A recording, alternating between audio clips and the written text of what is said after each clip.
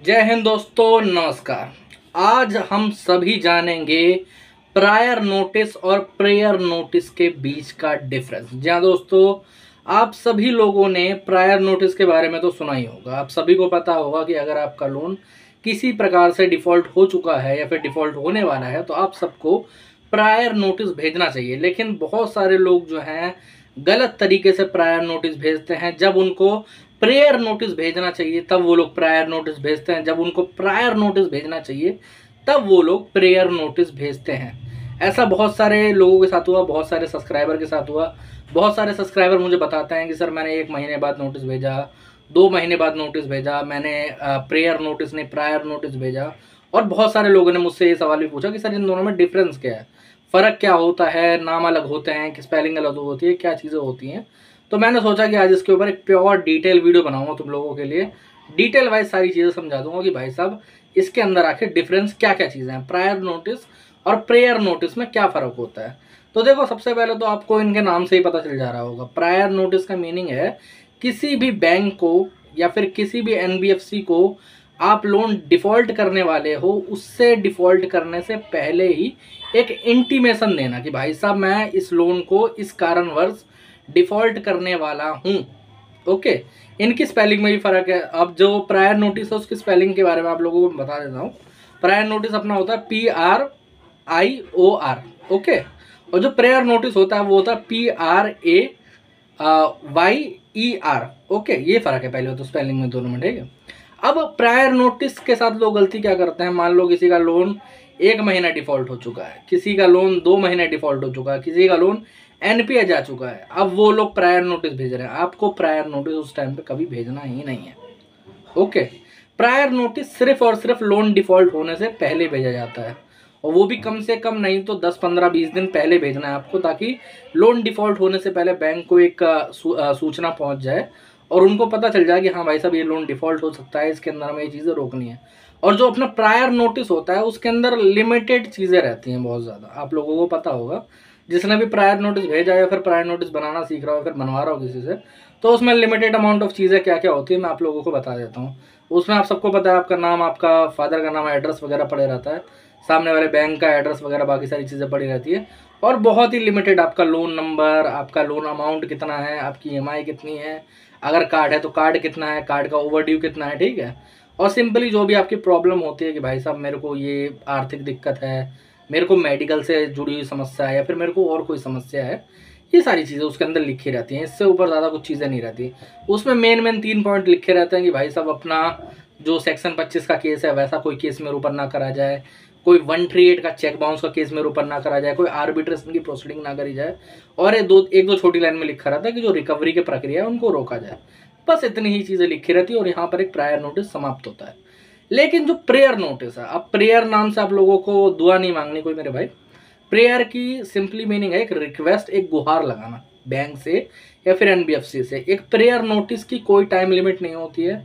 आप चाहो तो उसे पहले महीने भेजो, उसे डिफ़ॉल्ट होने से 10 दिन पहले भेज दो, आप डिफ़ॉल्ट होने के 10 दिन बाद भेजो, एनपीए होने के बाद भी आप चाहो तो उसे भेज सकते हो, कोई दिक्कत नहीं है, ठीक है। जिसे आप नॉर्मल भाषा में रिक्वेस्ट लेटर भी बोल सकते हो। वैसे प्रेयर नोटिस ज़्यादा बेटर ऑप्शन रहता है। ओके, वो ज़्यादा अच्छी चीज़ है, वो सुनने में भी अच्छा लगता है। अब इसके अंदर जो होते हैं, इसके अंदर कम से कम 10 पॉइंट होते हैं मिनिमम। ओके, जैसे जो प्रायर नोटिस है उसके अंदर मेन ये 4 पॉइंट रहते हैं, या 2, 3, 4 पॉइंट। लेकिन उसके अंदर कम से कम जो पॉइंट रहेंगे वो रहेंगे मिनिमम 10। उसके अंदर अलग अलग तरीके से, और वो 10 के 10 पॉइंट मैं आपको आज बताने वाला हूँ। यहाँ पर रुक जाइए, ठीक है। 10 के 10 पॉइंट आपको समझा देता हूँ। पहले तो देखो, वही अपना जो बेसिक स्ट्रक्चर है वो लमसम सेम है 100%, ठीक है। बेसिक स्ट्रक्चर में वही है, जो आपकी प्रॉब्लम है, जो आपकी दिक्कत है, आपका नाम, एड्रेस, बाकी सारा बैंक का नाम, email ID, loan number, amount वगैरह, ये सारी चीज़ें हैं, ठीक है। इसके बाद जो शुरुआत के 4 पॉइंट है वो भी लमसम सेम रहेंगे कि भाई साहब कोई सेक्शन 25 के जो रिलेटेड केस है वो हम पे ना करा जाए, कोई हमारा चेक बाउंस का केस है वो हम पे ना करा जाए किसी प्रकार से, कोई आर्बिट्रेशन या काउंसलेशन की जो प्रोसीडिंग है वो भी हमारे ऊपर ना करी जाए, और अन्य जो कोई भी क्रिमिनल केस या फिर कोई भी आगे चल के कोई रिकवरी सूट वगैरह होता है वो फाइल हम पे ना करा जाए। अब इसके आगे हम लोग आते हैं। इसके आगे इसमें क्या क्या चीज़ें होती हैं, इसमें जो भी अपना रिकवरी के प्रोसीडिंग चल रही है, चाहे वो ऑनलाइन चाहे वो कॉल्स पे चल रही हो, चाहे आपके साथ कोई बदसलूकी करी गई कॉल पे, आपके घर पे विजिट करके, या फिर मान लो आप घर पे रहते ही नहीं हो, तो आप उनको सीधे रूप से बता दिया जाता है वहाँ पर कि भाई साहब मैं घर पे नहीं रहता, या फिर मैं घर पे अवेलेबल नहीं रहता, आप मेरी फैमिली को जाके परेशान ना करें, मेरे जो कानूनी वो है मेरे पास, ठीक है, राइट्स, उनको उनका उल्लंघन ना करें। ये सारी चीज़ें वहाँ पर बताई जाती है।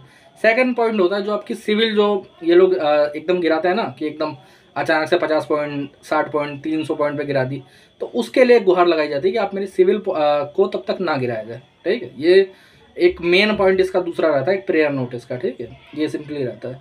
अब जो पेनल्टी और जो बाकी सारी चीज़ होती है वो आप लोगों को पता ही होगा कि कितनी बढ़ा देते हैं लोग। कई बार क्या करते हैं कि जैसे मान लो 1 लाख रुपए का कार्ड है तो उसे 6 महीने में 1.5 लाख पहुंचा देंगे, या फिर साल भर में 1.5 लाख पहुंचा देंगे। तो उसके लिए जो पेनल्टीज़ और बाकी सारी चीज़ें लग रही हैं उसको रोकने के लिए और उसको वेवर के लिए यहाँ पर एक अलग पॉइंट लगाया जाता है। तीसरा पॉइंट, इसको मेन तीसरा बड़ा पॉइंट मान के चल लो। और एक जो बड़ा पॉइंट है जो आप लोग बोलते हो ना कि सर मॉरिटोरियम के लिए या फिर लोन रिस्ट्रक्चर के लिए, तो ये चीज़ हम लोग इसमें ऐड करते हैं, ठीक है। लोन रिस्ट्रक्चर या फिर लोन रीशेड्यूल करने के लिए इसके अंदर ये मेन पॉइंट होता है। अगर किसी बैंक को पसंद आता तो वो देता है, किसी NBFC को पसंद आती है तो वो देती है। आपके लोन अकाउंट के बिहाफ पे होता है कि भाई साहब वो दे ना दे, उनके अप्रूवल बेसिस पे रहता है, बट हम लोग यहाँ पर ऐड ज़रूर करते हैं, ठीक है। फर्दर जो चीज़ है कि कोई भी लीगल एक्शन ना लिया जाए, इसके लिए हम गुहार लगाते हैं, इसके लिए एक प्रेयर लगाते हैं, ठीक है, कि वहाँ पर कोई भी तरीके के हमारे ऊपर कोई लीगल एक्शन या फिर कोई भी और चीज़ ना लगाई जाए। ये सारी चीज़ें, कोई रिकवरी सूट ना फाइल करा जाए, कोई भी चीज़ ना करी जाए, इसके अंदर सारी चीज़ें आ जाती हैं, ओके। अब यहाँ पर आती है जो होम विजिट वगैरह होती है, जो कि परेशान करा जाता है ना आपको कि बहुत ज़्यादा दिक्कत दी जा रही है, तो हम लोग होम विजिट के बजाय एक ऑप्शन देते हैं पर्सनल मीटिंग का, जो जिसकी टाइम और जिसकी बाकी सारी चीज़ें आपके लिए होती हैं, और उसमें कोई रिकवरी वाला जो आएगा ना वो आपके लिए सारी चीज़ें डॉक्यूमेंट लेके भी आएगा। जैसे अपना क्या कहते हैं इंटीमेशन लेटर हो गया, अपना ऑथराइजेशन लेटर हो गया, DRA का सर्टिफिकेट हो गया, ID कार्ड हो गया, ये सारी चीज़ें लेके आएगा नॉर्मली बात करने के लिए, क्योंकि उससे आपकी जो होम विजिट है वो ज़ीरो हो जाती है लमसम, अगर 1-2 बार आप मिलकर सही तरीके से बात कर लेते हो, ठीक है। अब जो मेन इसके बाद आता है एक पॉइंट, वो आता है OTS का, कि आप सेटलमेंट कब करोगे, कंसिडरेशन पे कितने परसेंटेज पे करोगे, क्या सारी चीज़ें, ये सब चीज़ें वहाँ पर मेंशन करी जाती है। ये मेन पॉइंट लगाए जाते हैं। तो ये है कुछ मेन पॉइंट। इनके बाद आप लोगों को ज़्यादा परेशानी देखने को नहीं मिलती है, इसमें आप लोग सारे पॉइंट मेंशन कर देते हो। अब जो एक नॉर्मल प्रायर नोटिस होता है उसके अंदर ये सारी चीज़ें मेंशन नहीं होती है, उसके अंदर ऐसी सॉरी थोड़ा गला खराब है, उसके अंदर ये सारी चीज़ें मेंशन नहीं होती, उसके अंदर आपको ये सारी चीज़ें मेंशन करवानी चाहिए। अब प्रायर को शब्द अगर आपका लोन डिफ़ॉल्ट हो चुका है, ठीक है, या फिर कोई एक भी लोन डिफ़ॉल्ट हो चुका है मल्टीपल लोन से, तो प्रायर शब्द को थोड़ा हटा दो, प्रेयर को लगाओ या रिक्वेस्ट लेटर लगाओ, जैसे मर्जी है। प्रायर सिर्फ और सिर्फ लोन डिफ़ॉल्ट होने से पहले तक प्रायर रहता है, उसके बाद नहीं। प्रायर नोटिस की मीनिंग ये है कि भाई साहब लोन डिफ़ॉल्ट होने से पहले या फिर कोई चीज़ घटना घटने से पहले आप उसको बताया जाए। प्रेयर होता है एक्चुअली, प्रेयर गुहार लगाई जाती है, एक चीज़ बताई जाती है। ये कुछ डिफरेंस है इसके अंदर, ठीक है। ये सारी चीज़ें मैं एकदम क्लियर कर देना चाहता हूँ, क्योंकि लोग इसके अंदर बहुत ज़्यादा परेशान आते हैं, बहुत ज़्यादा उन लोगों को अपने माइंड के अंदर कि प्रायर क्या है, प्रेयर क्या है, क्या डिफरेंस है, क्या चीज़ें हैं। कई लोग तो मुझ पर पूछ चुके हैं, मुझ पर बनवाया ना कई लोगों ने प्रेयर नोटिस या फिर प्रायर नोटिस, तो वो लोग बोलते हैं सर इसमें स्पेलिंग में क्या मिस्टेक है, ये अंदर क्या चीज़ है, ये ऐसा होता है क्या, ये ऐसा होता है, तब उन्हें समझाना पड़ता है। इसलिए मैंने सोचा आज एक प्योर वीडियो तुम लोगों के लिए बनाऊंगा, ठीक है। ये वीडियो है, इसको पूरी तरीके से समझो, चाहे तो खुद से भी लिख सकते हो, हमसे लिखवा सकते हो, किसी और से अगर लिखवा रहे हो तो ये सारी चीज़ें सारा सॉर करके चलोगे भाई साहब, ये सारी चीज़ें लिखिए कि नहीं लिखिए, ताकि आगे चल के कोई परेशानी ना आए, आगे चल के कोई दिक्कत ना आए, ओके। और अगर कोई और परेशानी है, कोई और दिक्कत है, तो यहाँ पर मेरा नंबर आ रहा है, आप मुझे व्हाट्सएप पर मैसेज कर सकते हो, ठीक है, ओके।